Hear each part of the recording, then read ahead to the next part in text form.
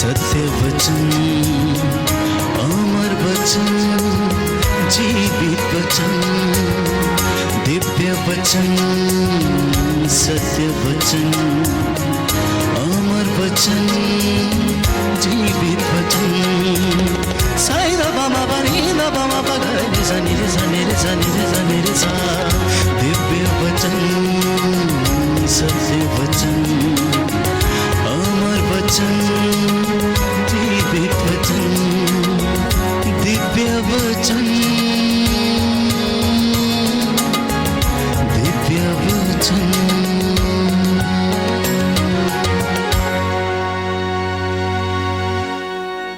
सबको जय यीशु की। आइए हम ईश्वर के लिए समर्पित हो जाएं, अपनी परी आत्मा के साथ, अपनी पूरी श्रद्धा, अपने सारे विचारों के साथ उस प्रभुमय होकर प्रभु की आराधना करें। अपने आप को प्रभु के लिए समर्पित कर दें और उन सभी वरदानों के लिए ईश्वर का धन्यवाद करें जो अब तक प्रभु ने हमारे जीवन में दिया है। जो भी हमारे पास है, जो भी हमको मिला है, सब ईश्वर की बरकत है, ईश्वर का आशीर्वाद है। सुक्ति ग्रंथ अध्याय 21 में प्रभु का वचन कहता है कि जो कुछ मनुष्य करता है और उसे ठीक समझता है, प्रभु हृदय की थाह लेता और उसे जानता है। हमारे अंतर मन से, हमारे अंतःकरण से हम ईश्वर का धन्यवाद करें, क्योंकि हमारी आत्मा की आवाज प्रभु जानता है। धन्यवाद के साथ स्तुति गाऊंगा, हे यीशु मेरे खुदा, उपकार तेरे हैं बेशुमार, कोटि कोटि स्तुति धन्यवाद।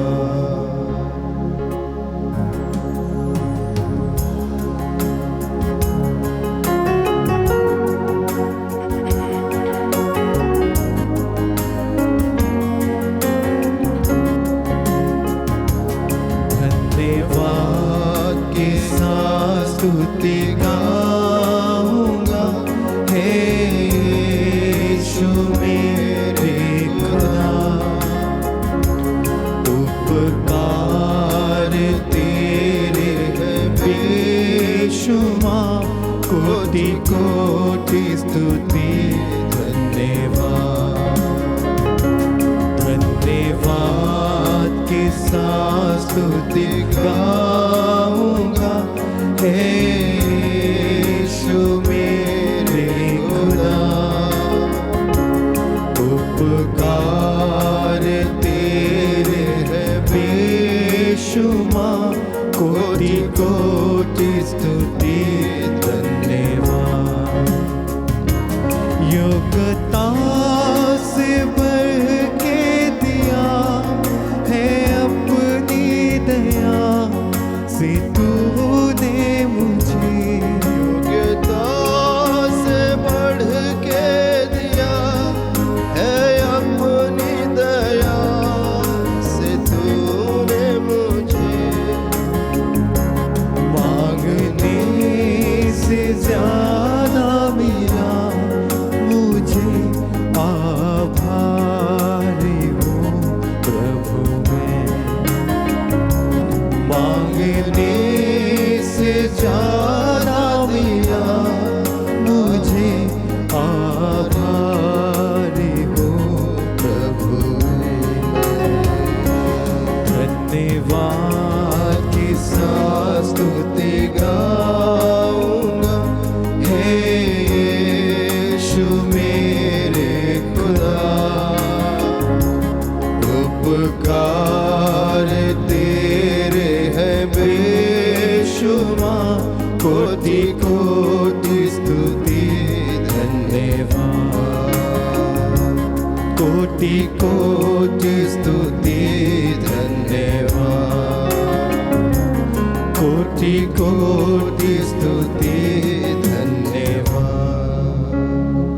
हालेलुया, हालेलुया, हालेलुया, हालेलुया, हालेलुया। हालेलुया। हे यीशु तेरी स्तुति हो, हे यीशु तेरी स्तुति हे हो, यीशु तेरी आराधना हो। हे यीशु तेरी आराधना। हे प्रभु हम तुझे प्यार करते हैं, हे यीशु हम तुझे प्यार करते हैं। हे प्रभु तू मुझसे प्यार करता है, हे प्रभु तू मुझसे प्यार। मैं विश्वास करता हूँ। मैं विश्वास करता हूँ। हालेलुया, हालेलुया, हालेलुया, हालेलुया, हालेलुया। हालेलुया। हाँ प्यारे दोस्त, ईश्वर हमसे प्यार करता है और अपनी मोहब्बत की पहचान, अपने प्यार की पहचान वो हमें अपने क्रूस से देता है। वो हमारे लिए जान अर्पित करता है ताकि हम जिंदा रह सकें। सत्य और प्रेम का कोई पर्याय नहीं है। There is no alternative of love and truth. सत्य को जानना है और अगर प्यार को जानना है तो सत्य को जीना पड़ेगा। अगर प्यार को जानना है तो प्यार को जीना पड़ेगा। और ईश्वर उस प्यार को हमारे जीवन में डालने के लिए अपने एकलौते पुत्र यीशु मसीह को इस जमीन पे भेजता है ताकि मैं और आप उस यीशु मसीह के प्यार को चख कर इस दुनिया से उस ईश्वर की मोहब्बत में जी सकें, उस ईश्वर के प्यार को अपने जीवन का आयाम बना सके। क्योंकि अगर प्यार को जानना है तो प्यार में जीना बहुत जरूरी है। हम में से बहुत लोग ऐसे हैं जो ये जानना चाहते हैं कि प्यार क्या है, क्योंकि हमारे जीवन में इतनी कठिनाइयां हैं, हमारे जीवन में इतने कष्ट हैं, हमने अपने जीवन में इतने चैलेंजेस झेले हैं, इतनी तकलीफें झेली हैं कि जब हम ईश्वर के पास आते हैं तो ये कहने में बड़ा दर्द होता है कि हे प्रभु तू मुझसे प्यार करता है, या हे प्रभु मैं तुझसे प्यार करता हूँ। उस ईश्वर की मोहब्बत को अपने जीवन में एहसास करने से पहले हमारे जीवन में एक दर्द होता है कि कहाँ है वो ईश्वर जो मुझसे प्यार करता है। अगर वो यीशु मसीह जो मुझसे प्यार करता है, अगर वो यीशु मसीह इस क्रूस पर मेरे लिए मरता है, तो उस प्रेम का अनुभव मैं अपने जीवन में क्यों नहीं कर पाता हूं। आज हमारा यीशु मसीह आपसे कुछ कहना चाहता है। ईश्वर की मोहब्बत का एहसास अपने जीवन में करने के लिए जरूरी नहीं कि ईश्वर ने हमसे नहीं प्यार किया। यह भी हो सकता है कि हमने अपने आप को उस ईश्वर के मोहब्बत के काबिल नहीं बनाया है। ईश्वर हमसे प्यार करना तो चाहता है, ईश्वर अपनी मोहब्बत हमारे जीवन में बहाना चाहता है, उड़ेलना चाहता है, लेकिन शायद मैं और आप उस ईश्वर की मोहब्बत को अपने जीवन में जगह नहीं देते हैं, अपने जीवन में घर करने नहीं देते। और इसीलिए अगर आपको याद है, पवित्र बाइबल में संत योहन के सुसमाचार अध्याय 18 में जब पिलातुस के सामने यीशु मसीह को लाया जाता है, वो यीशु मसीह से सवाल करता है कि क्या तुम राजा हो? और यीशु मसीह उसको जवाब देते हुए कहते हैं कि मैं सत्य हूं। और जब यह सुनता है पिलातुस तो यीशु मसीह से कहता है कि सत्य क्या है? और यीशु मसीह कोई जवाब नहीं देते। सत्य पिलातुस के सामने खड़ा है, फिर भी पिलातुस सवाल करता है कि सत्य क्या है। वो सिर्फ इसलिए क्योंकि उसने यीशु मसीह को अपने जीवन में जगह नहीं दिया। अगर वो यीशु मसीह को अपने जीवन में जगह देता, अगर यीशु मसीह को अपने जीवन का अंग बनाता, अगर यीशु मसीह की मोहब्बत को अपने जीवन में थोड़ा सा घर करने देता, तो उसे मालूम होता कि यीशु मसीह जो सत्य है वो उसके सामने खड़ा है। और वो ये सवाल नहीं करता कि सत्य क्या है। हम भी अपने जीवन के सत्य को कभी कभी ठुकरा देते हैं, क्योंकि दुनिया की चकाचौंध ने हमें अंधा बना दिया है, क्योंकि किसी और ने हमारे कानों में ऐसी बातें भर दी हैं जो हमें ईश्वर से अलग करती हैं और दुनिया के इस जंजाल में फंसाती चली जाती हैं। और ये बात आज की नहीं है, ये दुनिया की शुरुआत से है। अगर हम पवित्र बाइबल पढ़ते हैं, उसमें जो पहली किताब है, पहला ग्रंथ है उत्पत्ति ग्रंथ। उत्पत्ति ग्रंथ के पहले अध्याय में प्रभु का वचन कहता है कि ईश्वर ने मनुष्य को अपने प्रतिरूप में बनाया। ईश्वर ने आदम को बड़े प्यार से बनाया। ईश्वर कहता है, उत्पत्ति ग्रंथ अध्याय 1 पद संख्या 26 में लिखा है कि ईश्वर ने कहा, हम मनुष्य को अपना प्रतिरूप बनाएं, वह हमारे सदृश हो। आगे फिर वह 27 में भी कहता है कि ईश्वर ने मनुष्य को अपना प्रतिरूप बनाया, उसने उसे ईश्वर का प्रतिरूप बनाया, उसने नर और नारी के रूप में उनकी सृष्टि की।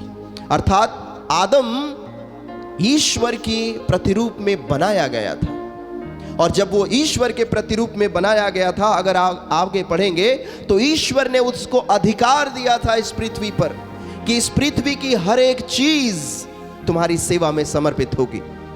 तुम्हारे लिए हर एक चीज इस पृथ्वी की अवेलेबल होगी, क्योंकि वो सारी चीजें जो पृथ्वी पर हैं वो तुम्हारी बढ़ोतरी के लिए बनाई गई हैं, वो तुम्हारे आशीर्वाद के लिए बनाई गई हैं, वो तुम्हारे जीवन को सजाने के लिए बनाई गई। ये प्रभु का वचन कहता है। लेकिन आदम इन सारी चीजों को जानने के बावजूद, आदम और हेवा इन सारी चीजों को जानने के बावजूद कि उन्हें ईश्वर के प्रतिरूप में बनाया गया है, उन्हें ईश्वर ने आशीर्वादित किया है, उन्हें ईश्वर ने संसार की सारी चीजों को दिया है। और यही नहीं, अदन वाटिका में ईश्वर स्वयं आदम और हेवा के साथ विचरण करता है। ये जानने के बाद भी शैतान के कब्जे में आते हैं। शैतान उन्हें बस थोड़ा सा फुसलाता है कि तुम ईश्वर के सदृश नहीं हो, और वो ये बात मान लेते हैं। शैतान उनको थोड़ा सा फुसलाता है और कहता है कि अगर तुम इस फल को खा लोगे तो तुम ईश्वर के सदृश बन जाओगे, तुम्हें भले बुरे का ज्ञान हो जाएगा, तुम्हारी आंखें खुल जाएंगी, तुम्हारे जीवन में बहार आ जाएगी। और वो इस लालच को स्वीकार कर लेते हैं। प्यारे दोस्तों, ईश्वर ने आदम को अपना अस्तित्व दिया था, अपना स्वरूप दिया था, अपना सदृश्यपन दिया था। लेकिन उस सदृश्यपन को, उस इमेज को ठुकरा कर आदम ने क्या चुना? जो शैतान ने कहा। और इस प्रकार वह अपने असली अस्तित्व को खो देता है, अपने उस ईश्वर की मोहब्बत को, ईश्वर की जो परिकाष्ठा उसके जीवन में है, उसे खो देता है। ईश्वर ने जिस रूप में उसे बनाया था उसे वो भुला देता है, और वो रूप धारण करता है जो शैतान उसे देता है। लालच का रूप, दूसरों को नीचे दिखाने का रूप, दूसरों के खिलाफ बुराई करने का रूप, अपने आप को सबसे बड़ा बनाने का सपना देखने का रूप, ईश्वर को गाली देने का रूप, ईश्वर से सवाल करने का रूप, ये शैतान देता है। वो इसलिए क्योंकि आदम ने ईश्वर के आशीर्वाद को अपने जीवन में भुला दिया था। हम में से भी बहुत लोग हैं जो ईश्वर के आशीर्वाद को भुला देते हैं, जो ईश्वर की मोहब्बत को भुला देते हैं, ईश्वर ने हमारे जीवन को जैसे संवारा है उसको भुला देते हैं। लेकिन अगर किसी ने, जो शैतान का वाहक बनकर हमारे जीवन में आता है, एक बुराई रोप कर जाता है, उस बुराई का हम पेड़ बनाते हैं, उस पेड़ के छाए में रहते हैं जो हमें बुरा बनाती है, जो हमें बुरा सिखाती है, जो हमें बुराई के रास्ते पर ले जाती है। लेकिन आज प्रभु का वचन कहता है कि तुमको मैंने चुना है। हाँ प्यारे दोस्तों, आज जो आप प्रभु का वचन सुन रहे हैं, यह ईश्वर का सौभाग्य है, ईश्वर की चुनी हुई प्रजा हैं आप। ईश्वर ने विशेष रूप से चुना है कि आप इस ईश्वर के वचन को सुने, अपने जीवन की जो कमियां हैं उसे दूर करने के लिए सबसे पहले अपना मन फिराएं, पश्चाताप कर लें कि ईश्वर ने जो मोहब्बत आपके जीवन में डालनी चाहिए है, ईश्वर ने जो अस्तित्व आपको दिया है, ईश्वर ने जो स्वरूप आपको दिया है, उस स्वरूप को स्वीकार करना जरूरी है ताकि आप ईश्वर का प्यार अनुभव कर पाए। बाइबल में अगर आप संत यूहन्ना का सुसमाचार पढ़ते हैं, उसमें एक कहानी है, एक औरत की कहानी जिसे लोग पापिन स्त्री कहते हैं। अध्याय 8 पद संख्या 1 में अगर 1 से आगे अगर आप पढ़ेंगे तो उसमें एक कहानी है कि ये पापिन स्त्री जो है वो 10 लोगों के द्वारा मतलब पूरी जनता के द्वारा पकड़ के यीशु मसीह के पास लाई जाती है और सब लोग उसके ऊपर अभियोग लगाते हैं कि ये पापिनी है। और सिर्फ सब लोग अभियोग नहीं लगाते हैं, वो पापिनी स्त्री भी शांति से प्रभु के चरणों में पड़कर स्वीकार कर लेती है कि यस, मैंने पाप किया है, गलती की है, और वो गलती, वो पाप ही उसकी पहचान है। यीशु मसीह एक शब्द नहीं कहता है। वो यीशु मसीह, वो ईश्वर का बेटा, वो ईश्वर जिसने उस औरत को बनाया है, जिसने उस इंसान को बनाया है, वो उसके ऊपर दोषारोपण नहीं करता है। वो उसको ये नहीं कहता कि हाँ हाँ तुमने पाप किया है, हाँ तुम पापी हो, तुम मर जाओ, तुम विचर जाओ, इसको पत्थरों से मारा जाना चाहिए। यीशु मसीह नहीं कहता है। यीशु मसीह बड़ी मोहब्बत से उसे देखता है। वो लोगों को एक प्रकाश के रूप में सच्चाई दिखाता है कि हर एक इंसान पाप करता है और पाप उसकी पहचान नहीं है। हमारी सच्ची पहचान जो है वो ये है कि हमें ईश्वर ने बनाया है, अपनी स्वरूप में बनाया है, अपनी मोहब्बत में बनाया है। और वही स्वरूप यीशु मसीह उस नारी को देखते हुए सोचते हैं, शायद दुनिया कहती है ये पापी है, घर वाले लोग कहते हैं ये पापी है, पड़ोसी कहते हैं ये पापी है, इसने गलत किया है, ये खराब है, इसको समाज से निकाल देना चाहिए, इसको मार देना चाहिए। वो औरत भी स्वीकार कर लेती है कि हाँ मैंने गलत किया है, मेरा स्वरूप ही गलत है। प्रभु कहता है नहीं, तुम्हारा स्वरूप गलत नहीं हो सकता। मैं सिर्फ यही कहना चाहता हूं आज प्रभु के इस वचन के द्वारा कि ईश्वर जिसने आपको बनाया है, अगर वो आपको दोषी नहीं ठहराता है तो आप खुद को दोषी क्यों ठहराते हो? अगर ईश्वर जिसने आपका निर्माण किया है, जिसने जीवन का प्रवाह किया है आपके इस शरीर में, वो ईश्वर आपको कहता है कि मैं तुमसे प्यार करता हूं, मैं खड़ा हूं तुम्हारी सुरक्षा के लिए, मैं खड़ा हूं तुम्हारा उद्धार करने के लिए, उस ईश्वर के वचन को मैं अपने जीवन में धारण क्यों नहीं करता? मैं क्यों उस शैतान की बातों को अपने जीवन में लागू होने देता हूं? मैं क्यों दुनिया के उस दोषारोपण को अपने जीवन का अंग बनने देता हूं? मैं ईश्वर के वचन को अपना जीवन का अंग क्यों नहीं बनाता? जहां ईश्वर मुझसे वादा करता है कि मैंने तुम्हारा नाम अपनी हथेली पे लिख रखा है, जहां ईश्वर हमसे वादा करता है कि मैंने तुम्हें बहुतों में से चुना है अपनी मोहब्बत में पालने के लिए। क्या मैं और आप शैतान के सारे प्रपंचों को ना कह सकते हैं? शैतान के द्वारा लगाए हुए जो लांछन है हमारे ऊपर, शैतान के द्वारा बनाए हुए जो जाल हमारे लिए बिछाए गए हैं, क्या हम उसको ना कहकर ईश्वर के द्वारा जो मोहब्बत की दुकान बनाई गई है, ईश्वर के द्वारा जो मोहब्बत की दुनिया बनाई गई है, क्या हम उसमें निवास करने के लिए हाँ कह सकते हैं? क्या हम प्रभु के चरणों में आने के लिए अपने आप को समर्पित कर सकते हैं? प्रभु का वचन कहता है, अगर आप प्रकाशना ग्रंथ पढ़ेंगे अध्याय 3 पद संख्या 20 में, कि यीशु मसीह आपको अकेला छोड़ना नहीं चाहता। वो आपके दरवाजे पर आकर खटखटाता है, वो आपसे विनती करता है, रिक्वेस्ट करता है कि मेरे प्यारे पुत्र, मेरी प्यारी पुत्री, मैं तुम्हारे दरवाजे पर खड़ा होकर खटखटाता हूं। अगर तुम दरवाजा खोलोगी तो मैं तुम्हारे घर के अंदर आऊंगा। अगर तुम अपने दिल का दरवाजा खोलोगे, मैं तुम्हारे जीवन में आऊंगा। अगर तुम अपने दिल का दरवाजा खोलोगे, मैं तुम्हारे दर्द को दूर करूंगा। अगर तुम अपने दिल का दरवाजा खोलोगे, मैं तुम्हें तुम्हारे पापों से क्षमा करूंगा। अगर तुम मेरी शरण में हो, मैं तुम्हारा उद्धार करूंगा।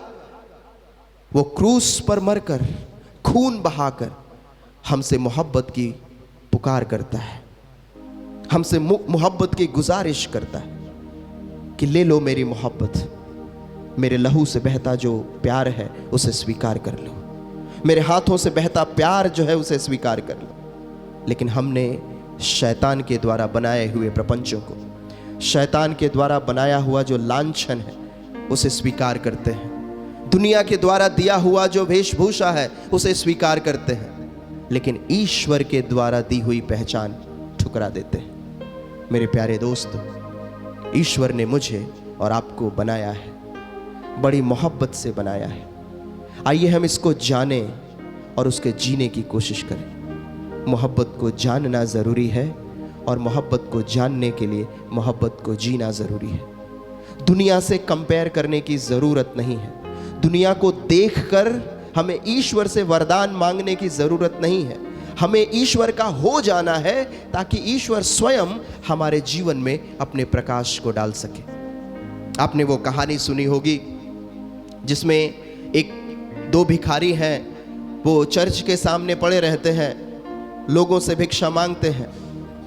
लेकिन जब लोग भिक्षा देने आते हैं तो देखते हैं कि एक भिखारी जो है वो कोढ़ी है, लेपर है, और दूसरा भिखारी जो है वो लंगड़ा है। लोग जो कोढ़ी भिखारी है उसको ज़्यादा पैसा देते हैं और जो लंगड़ा है उसे कम पैसा देते हैं। ये बात देखकर लंगड़े को बहुत दर्द होता है कि कोढ़ी को ज़्यादा पैसा दिया जा रहा है, मुझे नहीं। फिर वो चर्च की तरफ मुड़ता है और प्रभु से प्रार्थना करने लगता है कि प्रभु मुझे भी ज़्यादा पैसा चाहिए, इसलिए मुझे भी कोढ़ी बना दो। वो रोज प्रार्थना करता है कि मुझे कोढ़ी बना दो, मुझे कोढ़ी बना दो। और ऐसा होता है कि एक दिन वो कोढ़ी बन जाता है और तब उसे एहसास होता है कि मेरे पहले की जो स्थिति थी वो इस स्थिति से बेहतर थी। पहले का जो आशीर्वाद था वो इस आशीर्वाद से बहुत बेहतर था। हम लोग दुनिया की चीज़ों को पाने के चक्कर में इतने अंधे हो जाते हैं कि हम ईश्वर से क्या वरदान मांग रहे हैं हमें नहीं पता। हम अपना विध्वंस मांगने लग जाते हैं। हम ईश्वर की मोहब्बत मांगने की बजाय, अपने असली अस्तित्व को जीने की बजाय हम विध्वंस मांगते हैं अपने जीवन में। लंगड़ा था, कोढ़ी नहीं था, वो बेहतर था, लेकिन फिर भी वो लंगड़ा अपने आप को कोढ़ी बनाना चाहता है सिर्फ इस दुनिया के चंद पैसों के लिए। क्या हम भी ऐसा करते हैं? क्या हम भी ऐसा कुछ करते हैं कि हमें कुछ चीज पानी है और हम रिश्तों को तोड़ते चले जाते हैं?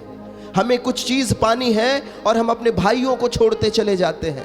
हमें कुछ पैसे कमाने हैं, हम अपने घर वालों को धोखा देते चले जाते हैं। हमें कुछ चीज पानी है, हमने दूसरों का लूटना शुरू कर दिया है। हम अपने ऊपर बहुत सारा श्राप बटोरने लग जाते हैं सिर्फ इन दुनिया की चीजों को पाने के लिए। और उसके बाद जब ये दुनिया की चीजें हमारे जीवन को कस लेती हैं, पकड़ लेती हैं, जंजाल में फंसा लेती हैं, तब हम सवाल करने लग जाते हैं कि अगर ईश्वर प्यार करता है तो कहाँ है? वो ईश्वर प्यार करता है, क्रूस पर बाहें फैलाकर आपको कहता है कि मैं तुमसे प्यार करता हूं और चाहता हूं कि तुम मेरी मोहब्बत में जीना शुरू कर दो। जो मोहब्बत तुमको दी गई है उस मोहब्बत का, उस प्यार का एहसास करना शुरू कर दो। अपने जीवन में आने वाले शैतानिक प्रपंचों को नकारना शुरू कर दो। दुनिया के लालच को, दुनिया की विवशता को अपने ऊपर हावी होने मत दो। पहचान लो कि तुम्हारा नाम ईश्वर ने अपनी हथेली पर लिखा है। प्रभु का वचन कहता है संत यूहन्ना के सुसमाचार अध्याय 1 पद संख्या 16 में कि ईश्वर की कृपा से, ईश्वर की परिपूर्णता में हम सबों को अनुग्रह पर अनुग्रह मिला है। आइए हम यीशु मसीह के उस अनुग्रह को धारण कर लें, यीशु मसीह के उस अनुग्रह को अपने जीवन में प्रवाहित कर लें, ताकि हमारा जीवन छोटा हो या बड़ा हो बट ईश्वर में सुखी हो, ईश्वर की मोहब्बत में बना रहे। आइए हम भजन गाकर उस ईश्वर का धन्यवाद करें।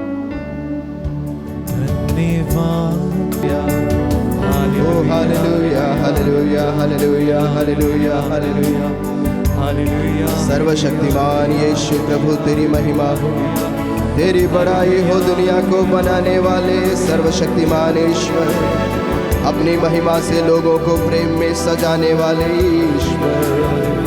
तूने अपनी महिमा से लोगों को तेरे प्रेम में बनाए रखने के लिए अपने पुत्र को न्यौछावर किया, अपने पुत्र को क्रूस पर मरने दिया ताकि मानव जीवन में बाहर आए, मानव जीवन मुक्त होने पाए और तेरी महिमा में सम्मिलित होने पाए। हमें आशीर्वादित कर, अपने इन दासों के ऊपर अपनी कृपा बरसा। तेरा वचन सुनने वाले सभी भाई बहनों को चंगाई दे, उनके जीवन में तेरी बरकत आए और वे तेरी महिमा गाते हुए तेरी गवाही